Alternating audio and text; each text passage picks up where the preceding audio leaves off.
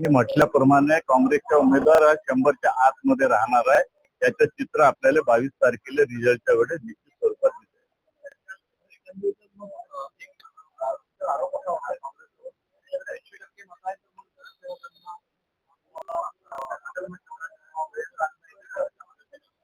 नाही, नगर चौकाची ट्रिप आम्ही भारतीय जनता पक्ष हे दरवर्षी करते, कुठं ना कुठं नगर चौकाला घेऊन जाते. हे ट्रिप आमची ठरली होती.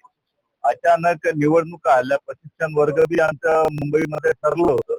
अचानक निवडणुका आल्या, त्याच्याशी यायला जोडता येणार नाही, कारण आमचं हे प्लॅनिंग आमची हे अभ्यास वर्ग हे ऑलरेडी त्या ठिकाणी ठरला होता. म्हणून काँग्रेसचे काही महत्व त्या विषयाला काही संबंध नाही काँग्रेसचा.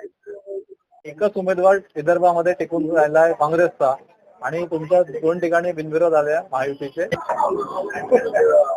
महाराष्ट्राच्या इतिहासामध्ये विधान परिषदेचे जेवढे बी निवडणुका झाल्या त्या सगळ्या निवडणुकीचा रेकॉर्ड ब्रेक करून राजू